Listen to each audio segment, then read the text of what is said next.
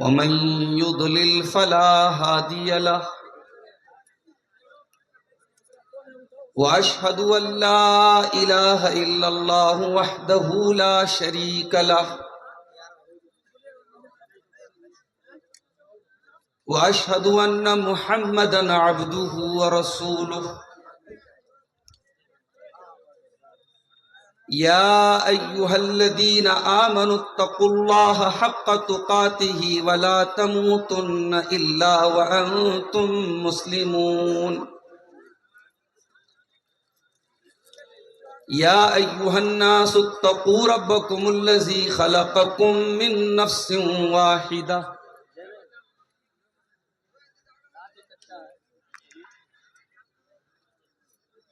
وخلق منها زوجها وبث منهما رجالا كثيرا ونساء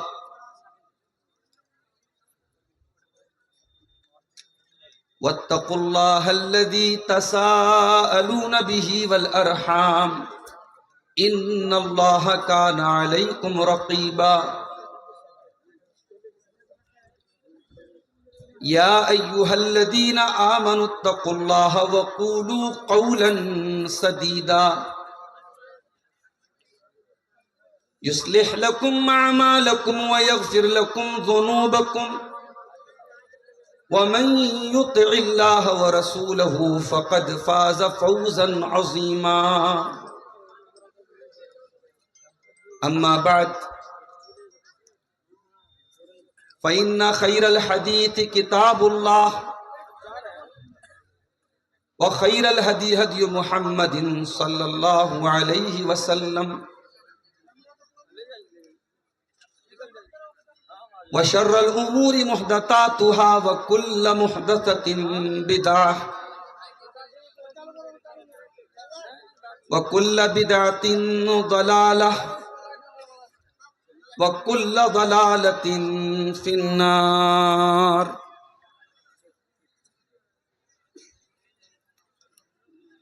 أعوذ بالله من الشيطان الرجيم بسم الله الرحمن الرحيم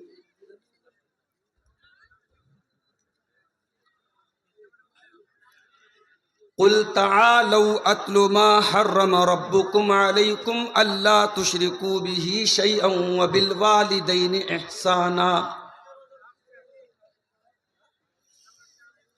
ولا تقتلوا أولادكم من إملاق نحن نرزقكم وإياهم ولا تقربوا الفواحش ما ظهر منها وما بطن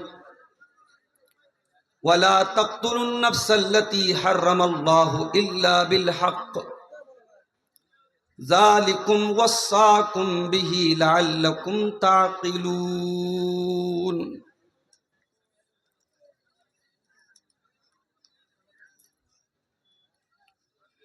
نبی یا ولی کوئی داتا نہیں ہے نبی یا ولی کوئی داتا نہیں ہے کوئی پار کشتی لگاتا نہیں ہے الہی تو ہی ایک مشکل کشا ہے الہی تو ہی ایک مشکل کشا ہے مصیبت سے کوئی بچاتا نہیں ہے نبی یا ولی کوئی داتا نہیں ہے یہ سر میں کسی در پہ کیسے جھکاؤں کوئی اور در مجھ کو بھاتا نہیں ہے غنی ہے تو سب تیرے در کے گدا ہیں کوئی ایک پتا ہلاتا نہیں ہے چھپا بھید سینے میں تو جانتا ہے، چھپا بھید سینے میں تو جانتا ہے، کوئی تجھ کو جا کر بتاتا نہیں ہے۔ تو بارش کا مالک، ہواؤں پہ حاکم، تو بارش کا مالک، ہواؤں پہ حاکم، کوئی ایک قطرہ گراتا نہیں ہے۔ تیرا ہی کرم لہے لہاتی ہے دھرتی، تیرا ہی کرم لہے لہاتی ہے دھرتی، کوئی ایک پودا اگاتا نہیں ہے، نبی یا ولی کوئی داتا نہیں ہے۔ صدر محترم، علماء کرام، محترم بزرگوں، نوجوان ساتھیوں، ماؤں اور بہنوں، پیارے بچوں، آج کا یہ پروگرام میہر پور کا جامع مسجد کی تعمیر اور ترقی کے لیے، اس کے تعاون کے لیے منعقد ہوا ہے۔ مجھ سے پہلے آپ نے کلکتہ سے تشریف لائے ہوئے مفتی سہراب صاحب کا خطاب سنا، جو اپنی تقریر کے ساتھ ساتھ آپ حضرات سے اللہ کے اس گھر کے لیے تعاون کی درخواست بھی کر رہے تھے، اور الحمدللہ آپ لوگوں نے ان کے ہاتھ پہ مسجد کا تعاون کیا بھی ہے۔ میں اپنی تقریر کے اینڈ میں، چونکہ 600 کلومیٹر کا طویل سفر کر کے بائی روڈ میں آیا ہوں، اور تقریر کے فوراً بعد پھر 600 کلومیٹر کا سفر کرنا ہے، تو چونکہ وقت کم رہے گا، تقریر ختم کرنے کے بعد 5 منٹ میں آپ کے پاس بیٹھوں گا۔ آپ حضرات سے گزارش ہے کہ آپ جلسے کے مقصد کو سامنے رکھیں گے، اور جس طریقے سے آپ اپنے وقت کی قربانی دے کر کے جلسے میں آئے ہیں، اور تمام کام چھوڑ کر کے آپ قرآن و حدیث کی باتوں کو سن رہے ہیں، اسی طریقے سے آپ اپنے مال کی بھی قربانی اللہ کی راہ میں پیش کریں گے۔ اور آپ جانتے ہیں، بتانے کی ضرورت نہیں ہے، بچپن سے آپ سنتے چلے آئے ہیں، مسجد کی تعمیر کا، مسجد میں مدد کرنے کا، مسجد کو آباد کرنے کا کیا ثواب ہے، کیا فضیلت ہے۔ اس موضوع پر میں سمجھتا ہوں کہ آپ کو کچھ بتانے کی ضرورت نہیں ہے، آپ خود ہی بہت سمجھدار ہیں۔ میرے بھائیوں، میں نے آپ کے سامنے خطبہ مسنونہ کے بعد سورۃ الانعام کی آیت نمبر 151 151 نمبر کی تلاوت کی۔ سورہ انعام کی 3 آیتوں میں، آیت نمبر 151، 152 اور 153، 151، 152، 153، ان 3 آیتوں میں اللہ تبارک و تعالیٰ نے 10 باتوں کا حکم دیا ہے۔ یہ جو 10 باتیں ہیں، یہ 10 باتیں تمام شریعتوں کا خلاصہ ہے۔ جتنے نبی آئے اور ان نبیوں پر جو شریعتیں اتری، جو شریعتیں وہ لے کر کے آئے، جو مذہب وہ لے کر کے آئے، ان کی تمام شکچھاؤں کا کیندر، ان کی تمام ٹیچنگز کا سینٹر، ان کی تمام تعلیمات کا مرکز یہی 10 باتیں۔ انہی 10 باتوں کو تورات میں 10 کمانڈمنٹس کہا گیا۔ تو یہ بہت ہی امپورٹنٹ باتیں ہیں۔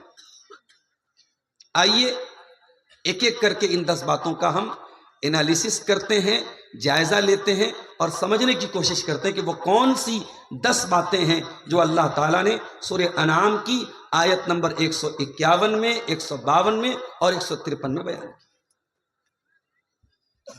قُلْ تَعَالَوْا اتلو، اے نبی آپ فرما دیجئے آ جاؤ، میں تلاوت کر رہا ہوں۔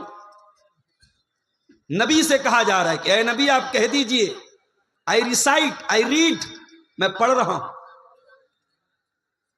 نبی کا کام تھا پڑھنا، نبی آئے تھے دنیا کو پڑھانے، یہ الگ بات ہے۔ نبی کی ماننے والی قوم آج بھارت میں سب سے زیادہ ان پڑھ ہے۔ جس نبی کے اوپر قرآن کی پہلی 5 آیتیں آئی ہیں، اقرا، ریڈ، پڑھ، اس نبی کے ماننے والے مسلمان بھارت میں اس وقت سب سے زیادہ نرچھر ہیں، سب سے زیادہ اللیٹریٹ ہیں، سب سے زیادہ ان پڑھ ہیں۔ اور یہ صرف سیمانچل کی بات نہیں، پورے بھارت، اوور آل پورے انڈیا کی بات کر رہا ہوں۔ اور آپ یہ مت کہیے کہ ہم بہت غریب ہیں، نہیں نہیں نہیں، آپ سے غریب کمیونٹی اسی بھارت میں موجود ہے، مگر آپ سے زیادہ پڑھی لکھی ہے۔ باپ گول گپا بیچ لے گا، چائے کا ٹھیلا لگا لے گا، پان کی ٹپری لگا لے گا، مگر بچوں کو پڑھائے گا۔ ہماری قوم اس میدان میں بہت پیچھے ہے۔ میں بنارس جیسے شہر میں رہتا ہوں، میں ایک مسلم علاقے میں، مسلم اکثریت علاقے میں رہتا ہوں۔ ہمارے علاقے مشہور ہیں کھانے پکانے کے لیے۔ مسلمانوں کے علاقے میں پکوڑی بہت اچھی ملے گی، بریانی بہت اچھی ملے گی، چکن کی دکانیں بہت اچھی ملے گی، اور کوچنگ سینٹر کہاں ملے گا؟ دوسروں کے علاقے میں۔ ہمیں کہیں سے چلو بھر پانی لینا چاہیے اور اسی میں ڈوب مرنا چاہیے۔ قُلْ تَعَالَوْا اتلو، اے نبی آپ فرما دیجئے، کہہ دیجئے آؤ میں پڑھ کے سناتا ہوں۔ ما حرم ربکم علیکم، تمہارے رب نے کون کون سی چیزوں کو تمہارے اوپر حرام کیا ہے؟ کون کون سی چیزیں اللہ نے حرام کی ہیں؟ آؤ میں حرام کی لسٹ بتاتا ہوں۔ اللہ تشرکو بہ شیئا، سب سے پہلی چیز کہ تم اللہ کے ساتھ کسی کو شریک نہ کرو، اللہ کا ادھیکار کسی اور کو نہ دو، اللہ کے آگے اللہ کے سوا کسی اور کے آگے سجدہ نہ کرو۔ اور مسلمان کیا کر رہا ہے؟ میں 2025 کی نومبر کی 8 تاریخ کو کٹیہار کے علاقے میں آپ سے بات کر رہا ہوں۔